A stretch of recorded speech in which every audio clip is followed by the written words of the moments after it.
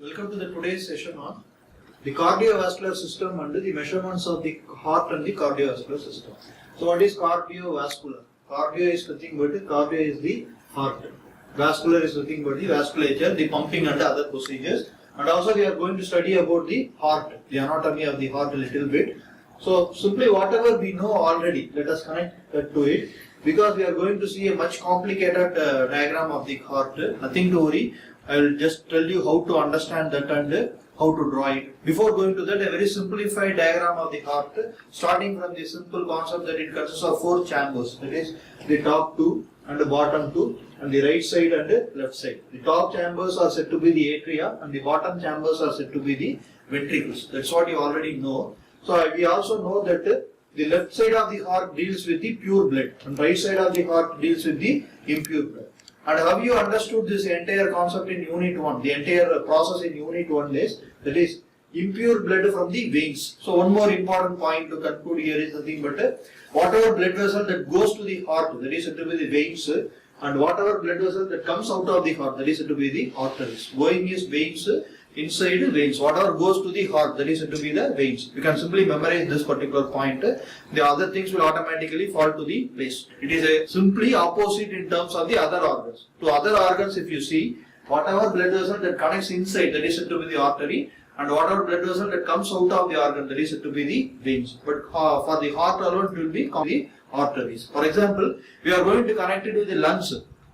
What happens and what is the purification process we are going to see. Not in detail, just we are going to see it as a block diagram. Whatever we can see here is impure blood is coming from the veins to the heart in the right side. From the right atria, it is being pumped to the right ventricles. So when the right atria contracts, the right ventricle expands, and what happens is the right ventricle now contracts, and that impure blood is given to the lungs. So what is the impure blood? As I already told in Unit 1 itself, impure blood is not other contamination. So many other contaminations from the external world and all are not there in the heart. So you may not think like that for impure blood. Impurity in the sense that is lack of oxygen. The blood is lack of oxygen. So what happens? The deoxygenated blood. The perfect terminology is a deoxygenated blood.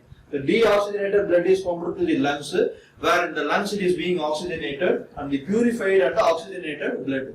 Again, what is the very term purified means? We are not going to filter any contaminations. Purified in the sense it is being oxygenated, and that is given to the left atria. And from the left atria, so that's why we say atria are merely the storage chambers for a small duration of time. So from the left atria, it is again being pumped to left ventricles, from where it is taken to all the parts of the human body. So that is what is the entire thing about your heart. So what we are going to see additionally is what are all the different arteries and veins connecting to the veins and arteries connecting to the heart, and what is the entire functionality we are going to see in detail in the upcoming slides. Before going to that, several points you need to remember. What are they in the sense?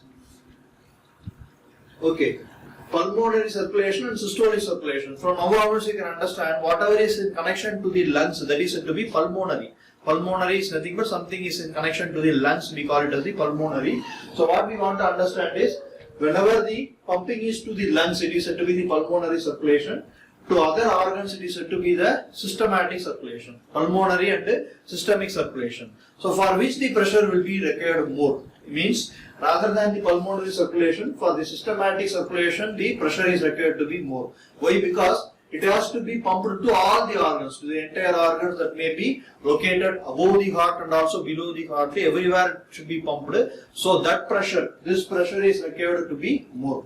Okay, compared to what are the pulmonary circulation, the pressure may be little less. Okay, because it is given to only to the lungs. Whereas in the systematic circulation, the pressure required is more. Okay, so whenever you see, compared to the right chamber of the heart, the left chamber of the heart has more pressure. A little comparatively more pressure is there. That is what is the first additional point we are going to see today. What is the first additional point?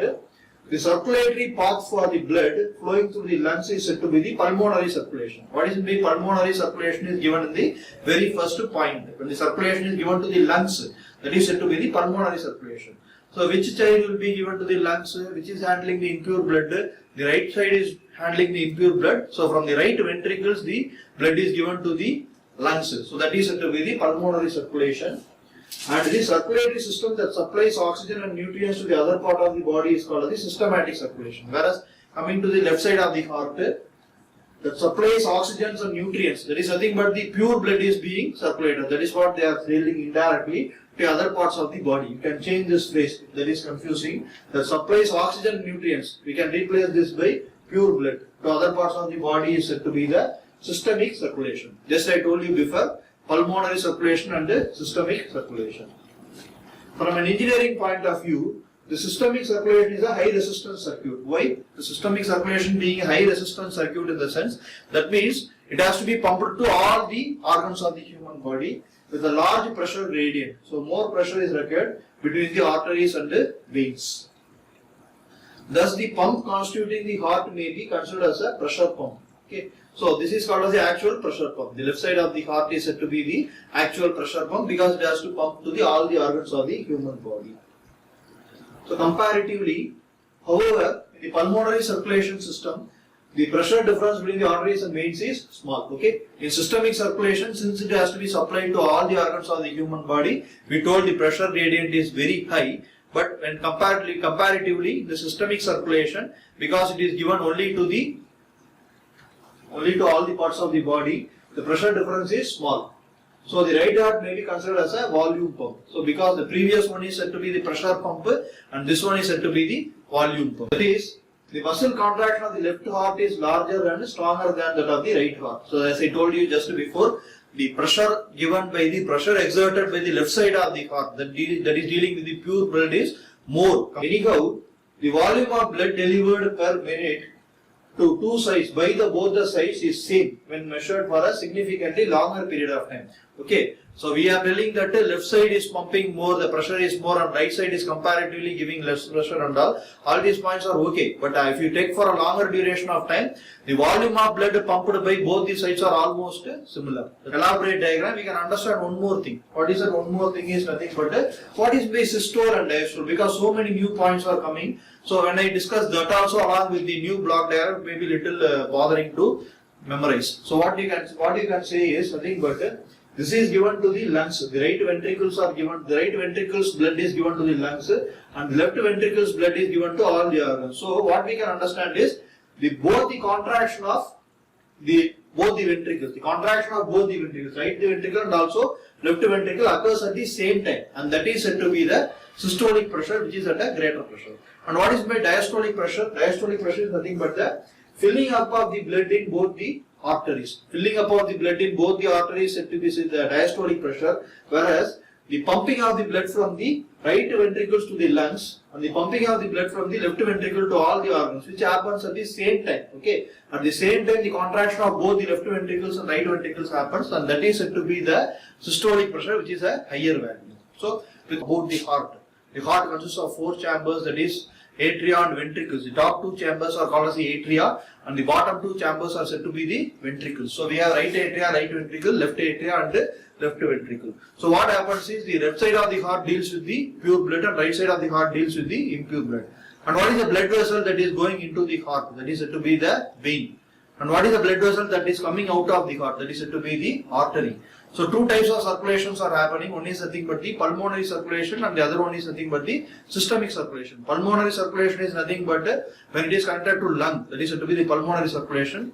So from the right side of the heart, right ventricle connected to the lung, that is said to be the pulmonary circulation, and the left ventricle that is connected to all the parts of the body, that is said to be the systemic circulation. So a synchronous pumping of the left ventricle and right ventricle happens, and that is said to be the systolic pressure. Whereas diastolic pressure is nothing but the filling up of the right artery and the left artery, which is low compared to the systolic pressure.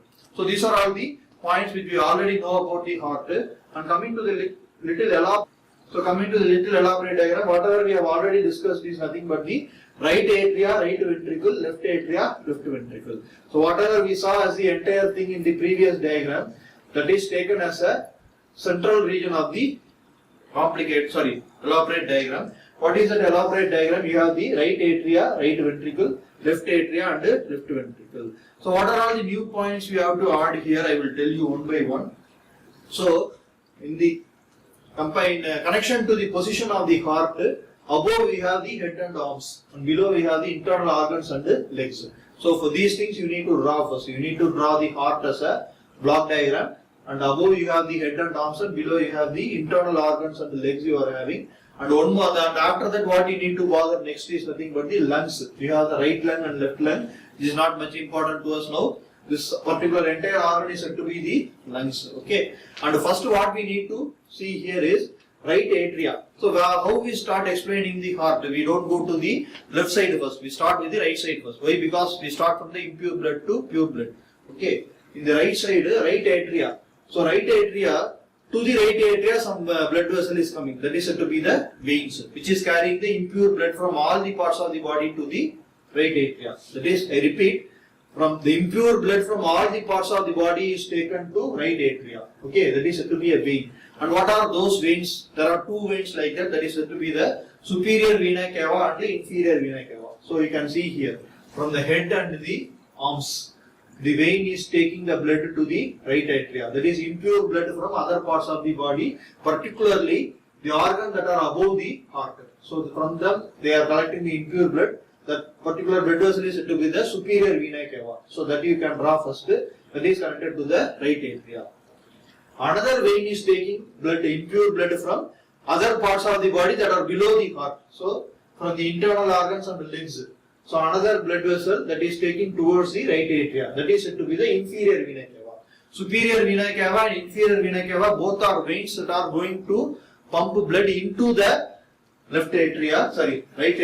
So after that what happens? The right atria are merely storage chambers, and when the right atria contracts, you get the blood into the right ventricle. After it is, so immediately where the impure blood should be taken?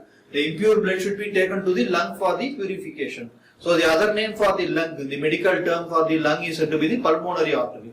So the artery that is connecting from the heart to the lung is said to be the pulmonary artery.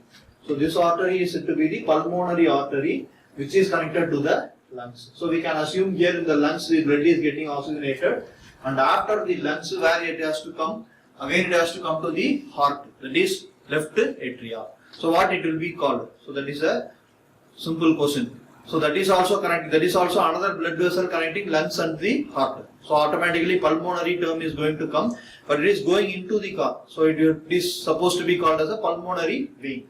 So from the lungs, after purification, the blood goes into the left atria. That is said to be the pulmonary vein. Okay.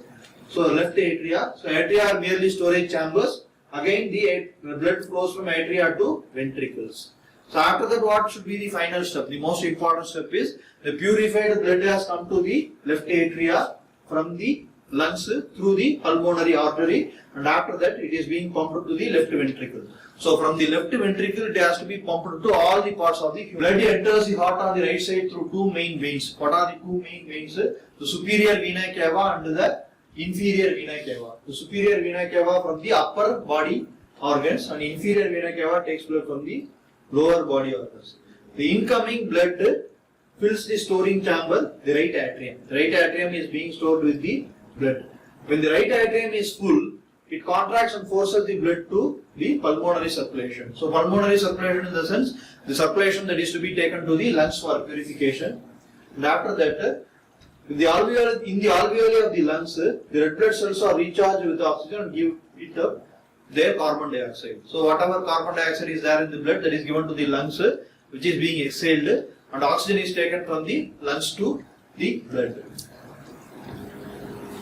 The heart's pumping cycle is divided into two major parts. That is what is important. The systole is nothing but the period of contraction of the heart muscle at which the blood is being pumped into the pulmonary artery. That is, they are talking about the right side. Right? What is the diastolic pressure is nothing but a period of dilation of heart cavities as they fill with the blood. Initially, when the left atria and the right atria both are being filled with the blood, that is said to be the diastolic pressure. Okay, thank you all. We have studied about the heart and the cardiovascular system.